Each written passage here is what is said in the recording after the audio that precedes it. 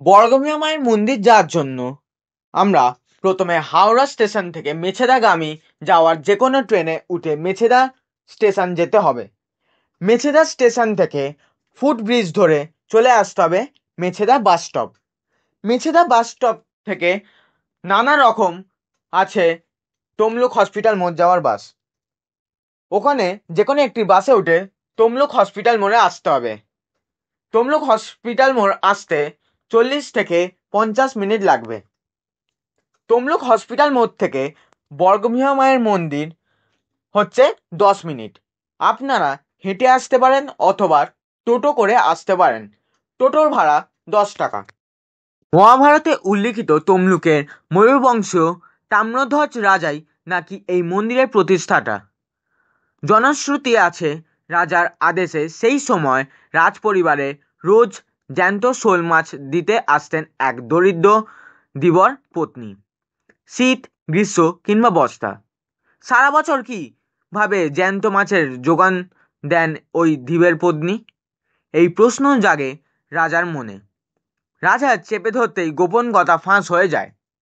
ধীবের পত্নী রাজাকে জানান জঙ্গলে ঘেরে একটি কূপ থেকে জল ছিটিয়েই রোজ মরা শোলকে জ্যান্ত করে তিনি রাজার দরবারে হাজির করতেন।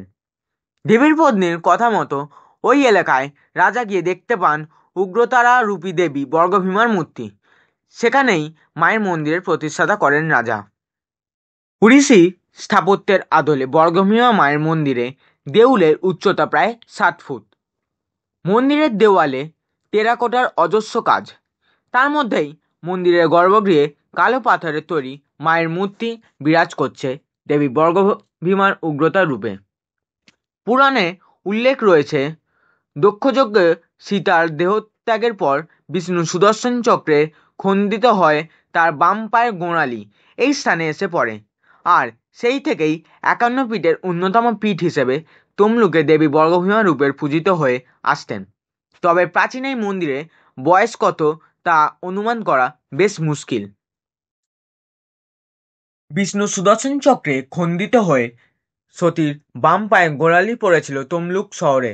আর সেই থেকেই তমলুকে গড়ে উঠেছে দেবী বর্গভীমার মন্দির, যা আজও পূর্ণ মহিমায় জাগ্রত বলেই বিশ্বাস ভক্তদের।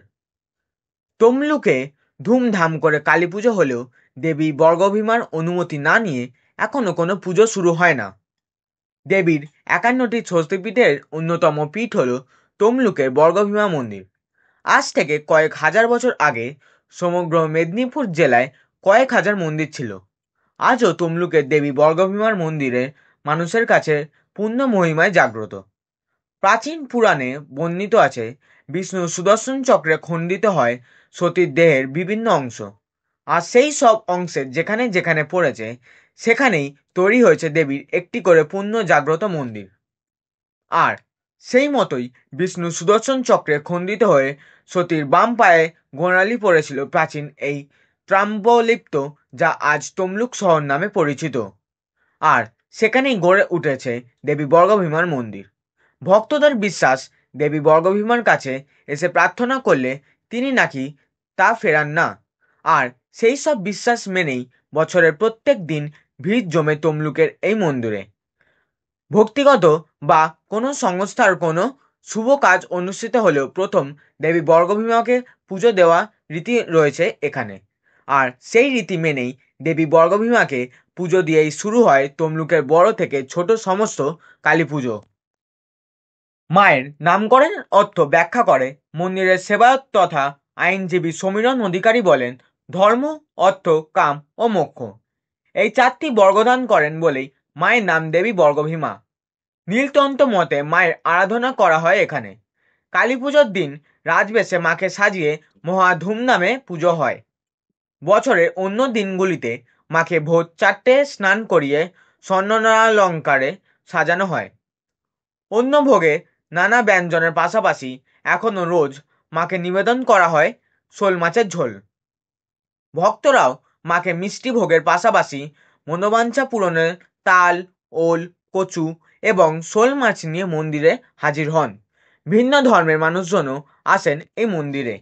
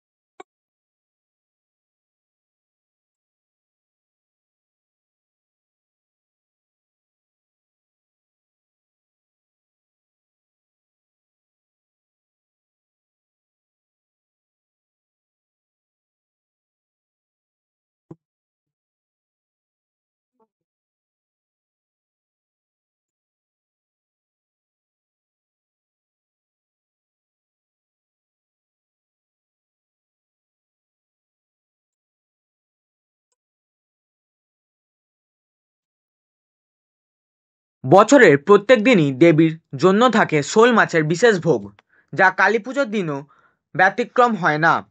কালী পুজোর দিন শোল মাছ সহ নানা পদে সাজানো হয় দেবীর ভোগ। দেবীর ভোগ গ্রহণ করতে সারা বছরই দর্শনার্থীদের ভিড় জমে মন্দিরে। প্রত্যেক দিন সকাল 6টা থেকে রাত 8টা পর্যন্ত ভক্তদের জন্য খোলা থাকে মন্দির। তমলুকবাসীর বিশ্বাস, তৎকালীন তমলুকের ময়ূরবংশীয় রাজাই নির্মাণ করেছেন এই মন্দির।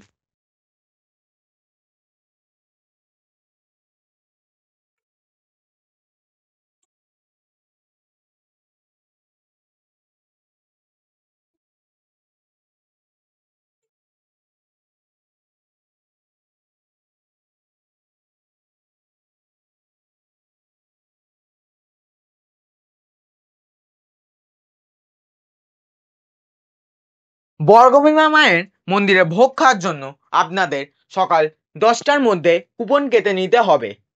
মায়ের ভোগ খাওয়ার জন্য কুপনের মূল্য হলো 110 টাকা। মায়ের ভোগের মধ্যে থাকে মায়ের অন্ন, শুক্তো, ডাল, ঘন্ট, মাছের ঝোল, চাটনি এবং পায়েস।